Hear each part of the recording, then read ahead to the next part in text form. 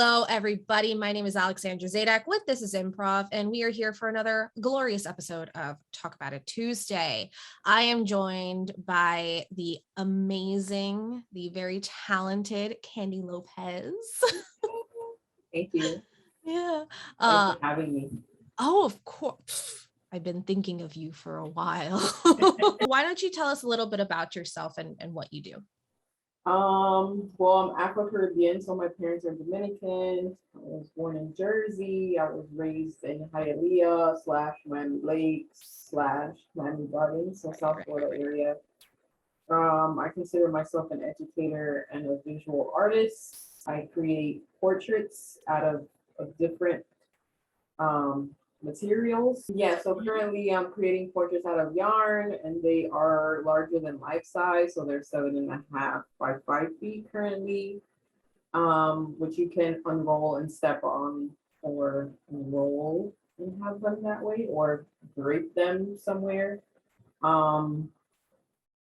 Yeah, an educator. So I teach at Nova Southeastern University, and I'm also the program director for the Art&Design program here. Awesome. Yeah. I have been to some of Kandy's exhibitions that they've held at Nova, and your artwork was there along with some of your students' work, and it's like mind-blowing how you work with different variables, you know. So because I can't draw. I'm really good at like copying work and being like, yeah, I could do this. But like from the brain hole, it's just like nothing's there. You know? You can learn how to do that though. Like I wasn't born an artist, which is one of the things that I tell my drawing students all the time, because they come in with this notion of like, all of a sudden you have to be Leonardo da Vinci, who was like, I believe was born with that gift. But I wasn't. Like I really sucked. Like I started with stick figures and like really bad stuff, you know, what kids are usually taught in kindergarten, and you lose it as you get older because you have other things that you think are more important, right? So than the arts, because you're trying to make money, and the perception is that you can't do that with an arts degree, which is bullshit. Yeah, I was taught how to do what I do now. Yeah. That's awesome. So when did you first get interested in art in general? I think I'm just not interested, but like as kids, it's something that you do. Like, you know, you draw the hearts and you draw the flowers and you draw the sun with the glasses and the ends that are birds. I never like thought of sitting down and drawing until my best friend decided that she was going to apply to a magnet program. And for those that don't know what a magnet program is you do your regular school and then you have like 2.5 hours after school to focus on your arts. Or right now they have like magnet programs for sciences and robotics, technology, but back then it was more towards the arts. So I decided to follow her and we went into the dance direction. And that was in elementary school. And I loved dance until we had to do ballet because, you know, stretching and pointing, and I wasn't about that life. But we were getting into middle school, so I'm like, I gotta pick an arts because I want to, you know, be with my best friend. So I couldn't act. Like you can read everything off my face, and I wasn't really into music. So I mean, I dabbled in drawing Pokemon. So I was like, maybe that's good enough to get into the magnet program.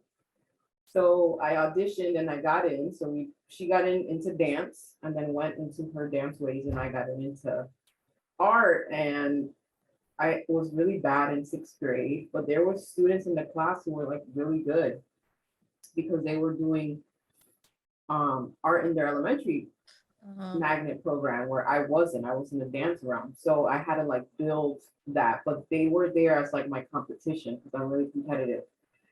So that built like the rigor to practice. And then by the time I got into 8th grade, I found an image in the magazine. It was of a nude woman, but you couldn't like really see her parts, but she was nude. So I was like, oh, let me try to paint it. Because back then I was into drawing, everything was drawing. and I found like a set of acrylic paints and I painted her and that was it. And I was like, yeah, this is what I like and what I need to be doing. So I auditioned to 4 different schools that focused on the arts, and I got into New World School of the Arts, which is in downtown Miami. And then I was there for the 4 years, and it was great.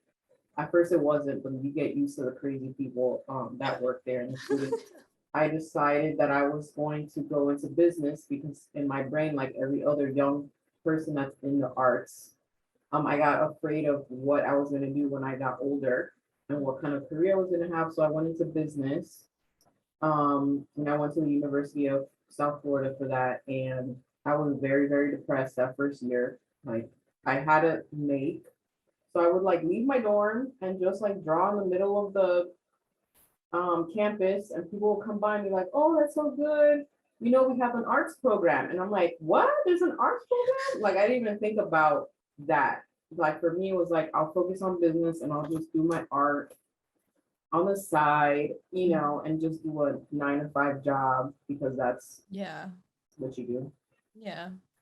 And then, so I double majored because I was like, I'm not wasting my credits in business. Yeah. So I got my degree in marketing and management, so I can market and manage myself. Nice. And I got a BFA in painting from USF. And then while I was there, I was like, I really liked helping the students, so I decided that I was going to teach. That's and awesome. That's how I'm where I'm at right now. That is so cool. Yeah, my follow-up was like, when did you want to start teaching? So that's incredible that to hear the process, like the thought process that goes through it and the life process, because you know you recognized something.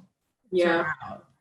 So I think it's hard for a lot of young kids too to like take that step and like to take the risk, because you're jumping off of a mountain, right? You're not doing what everyone else is doing. You're doing your own thing, and hopefully people will see that your talent, you know, is important.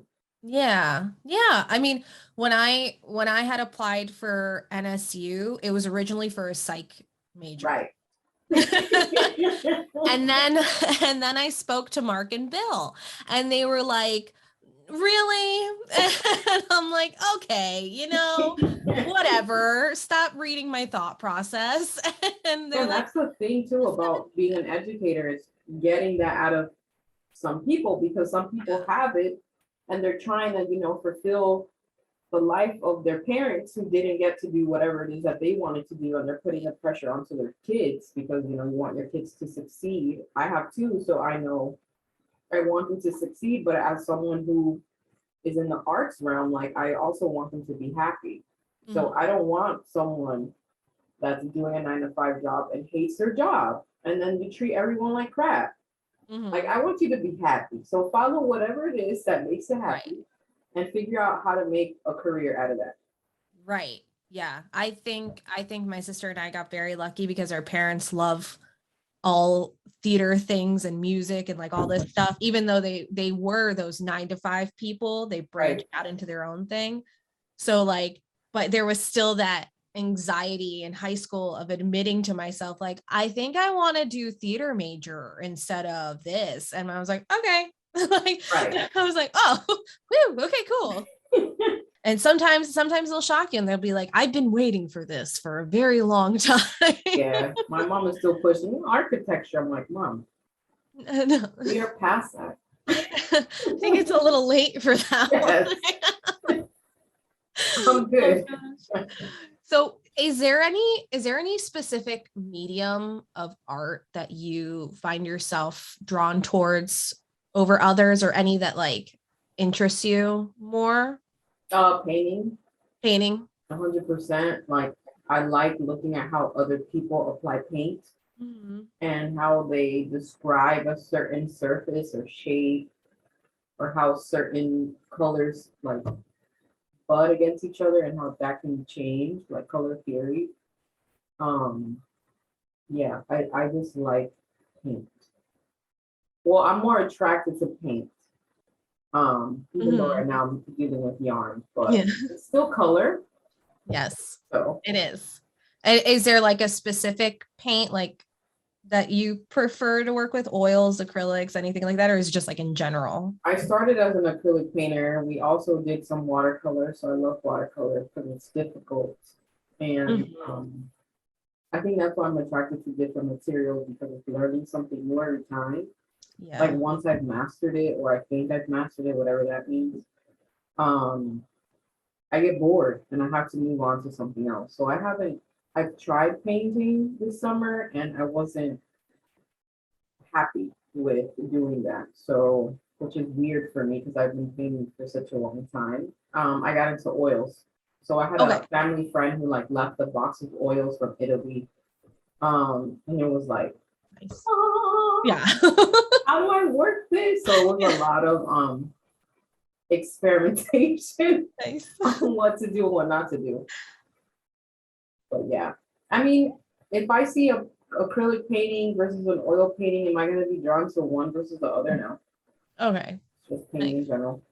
Yeah. And it is, do you have, I know I am not well versed in the art vocabulary. Yeah. But is there do you have a specific style of art, like modern or the first word that came to my mind was like Picasso, like, that very abstract blocks everywhere. Oh, look, it's a face kind of thing. Like, so what do you feel like is your mine is figurative.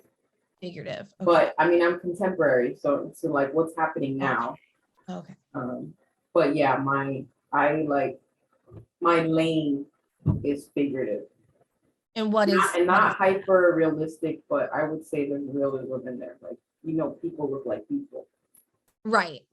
And what is for people, myself also, who don't know what figurative means technically? What is figurative? It's just drawing or painting people. Nice. So a figure. Yeah. Okay, cool. Yes, you're very good at that.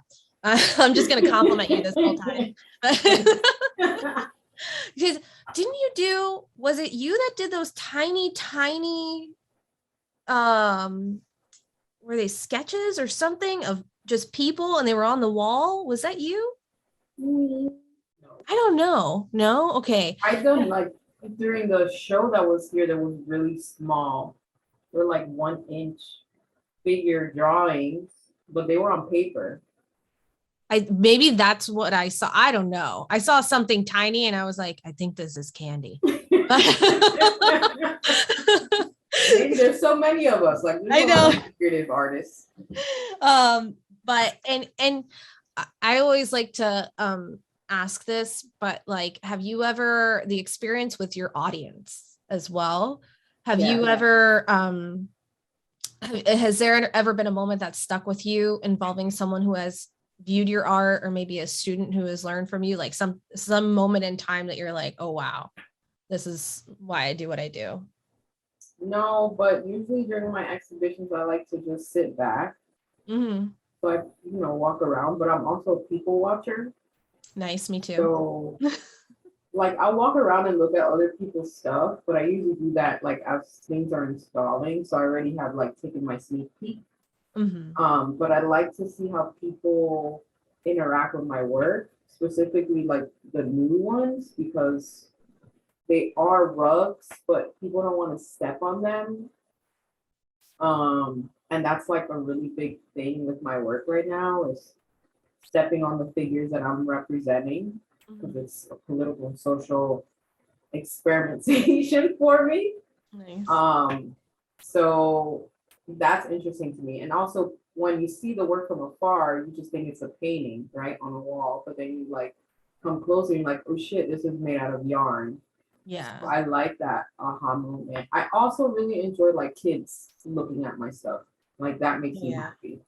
They don't have any issue stepping over stuff, touching stuff. Like kids are great, honestly. They are. And they ask good questions. They do. They're the best audience members. They're the best students because they're always just like, yeah, but what, why? And that's one thing that adults do sometimes. Like if you're in the room and they know that you're there, like you're the artist of the piece, they just come up to you and say, so what does this mean? And I'm like, no, what do you think it means? Why do you think I created this? What are the choices that I've made that might impact you and your idea of what you're viewing? Because that feeds into my next piece. Like, what can I change? Yeah. Yeah. 100%. I mean, it's like feedback and things like that. Right. Exactly. How it comes out. It's the same when we were doing performances at the bar, it was like afterwards people would come up and say, right. Oh yeah, I really like this game. And then, but if they didn't mention another one, I'm like, okay, maybe we should nix that one for the next show. Exactly. Or switch it up a bit. Yeah, definitely. But yeah, I love people watching.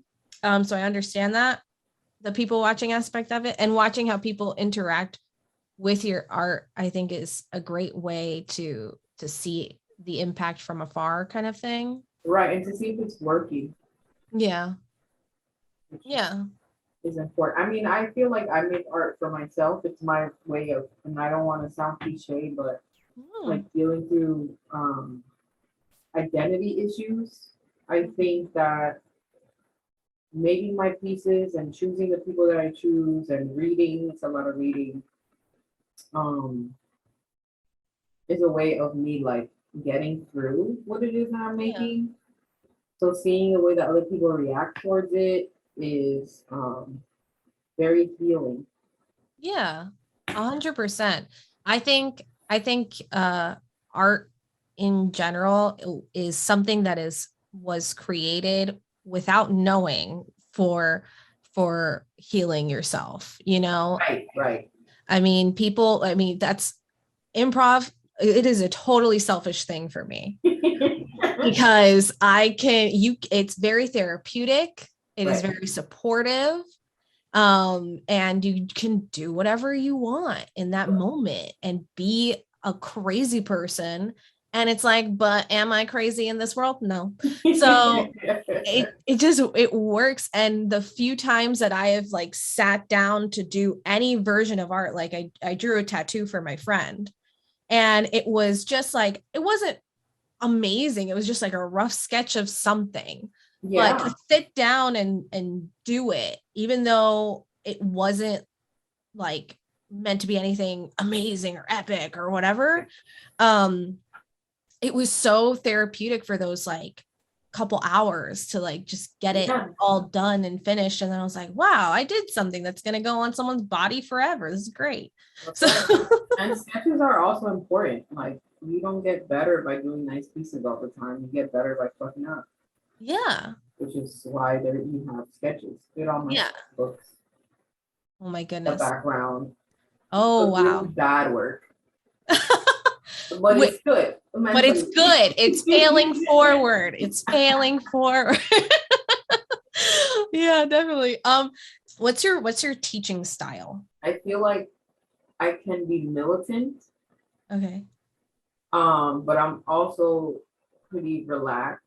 So it's kind of like a juxtaposition between those two words. But I like my students to take it seriously because it's my career. Right. So if you're getting the same degree that I got, I want you to represent us as a community. Mm-hmm. So when you're spending more time in my class than in your major, that's not my fault. Like, I want you to do the work, and you can get better by doing 2-hour drawings.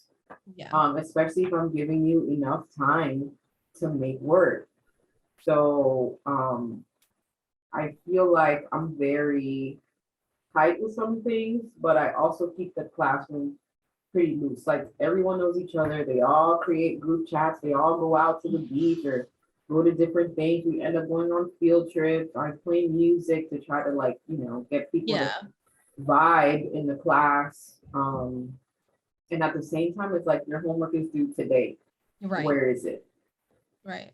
So there's some kind of structure there where it's like, I'm not your friend, like, I'm your instructor. It's a good balance, definitely. I mean, I've had to come into your classroom before. This was years ago, to take some photos for the paper, and the feeling of it walking in, I do have to say, is like a very nice, because energy flows. Right. It was like a nice energy walking into the room.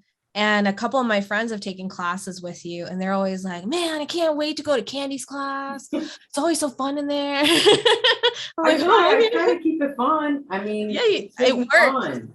It works. Yeah. I mean, it's an art, it's not Right. always spectacles and Right, exactly. And that's a tough rope to be on, to try to yeah. figure out how to balance that. Yeah.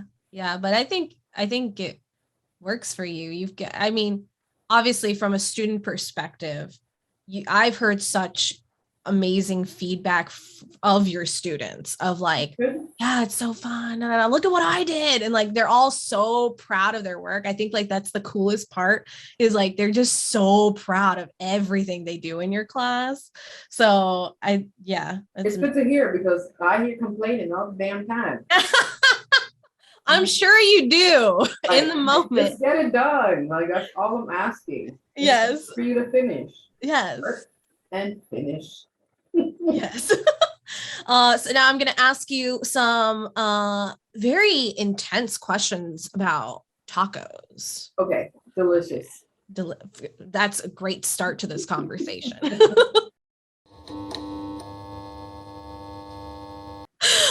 So do you prefer hard shell or soft shell? Soft. Spicy, mild, or plain? Spicy, good. Barbacoa, chicken, fish, what kind of steak? Oh, that's a good one.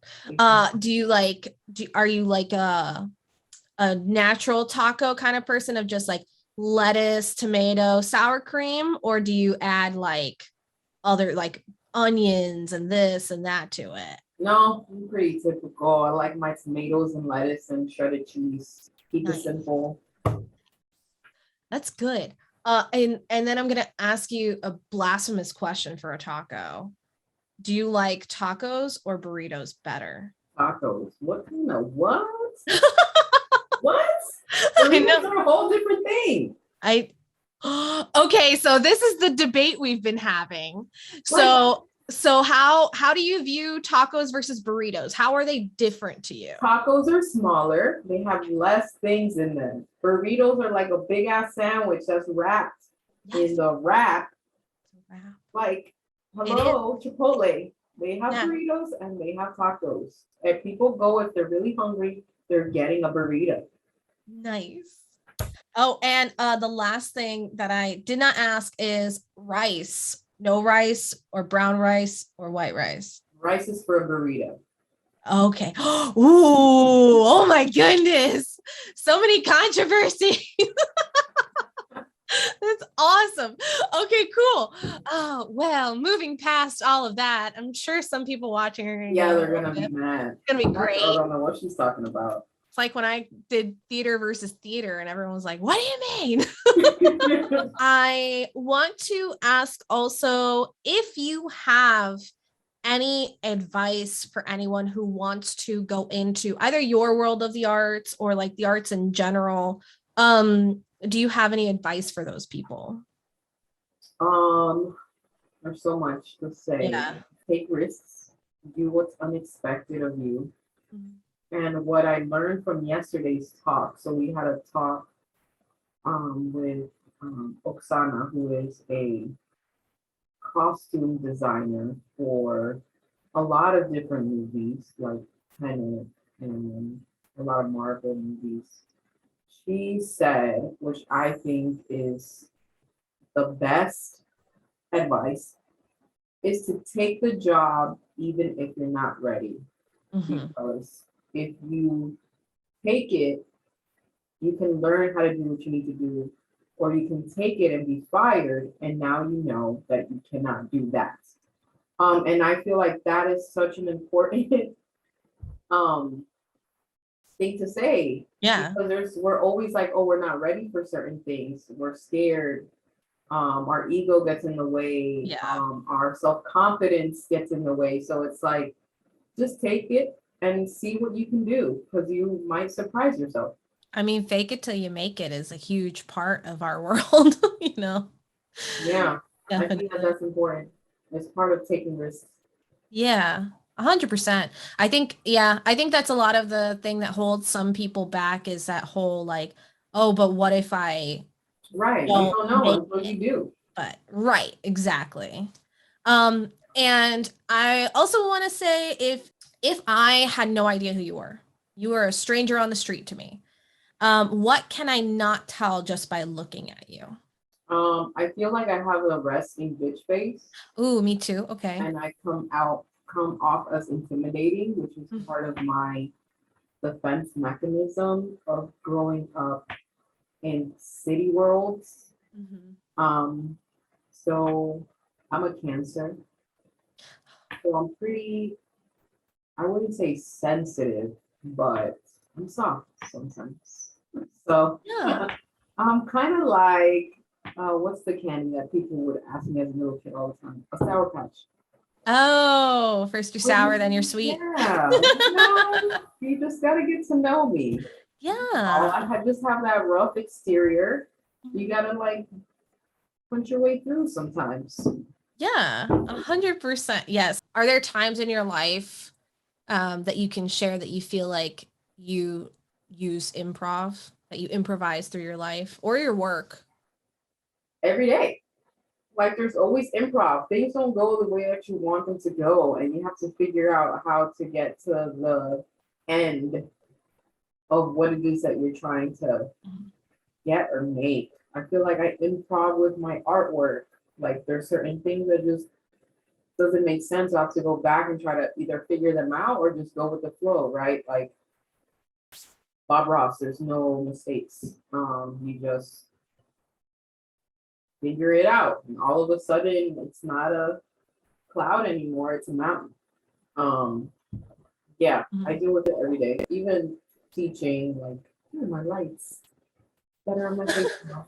Some things or sometimes the way I teach doesn't compute with some students. Mhm. So I have to figure out a different way of telling them or communicating with them what it is that I need from them or from their Right. artwork. And that happens like with every class. There's always some students who didn't understand what it is or the technique that I was doing that day. So I have to say it or show it in a different way.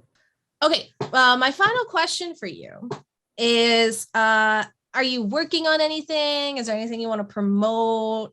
Ways that people can keep up with you? All that stuff. I just had a show in Fat Village called Caminates, and that came down. But there's images of them on my Instagram and my Facebook page, and they're both Kandy G Lopez. And that's also my website. I try to keep it as consistent as possible. Very easy to Um, find. yeah, I've been applying for a homeless grant, so we'll see what happens for future exhibitions. But I Nice. reached my max this year, so I'm kind of glad that we're in November and my work is not out somewhere.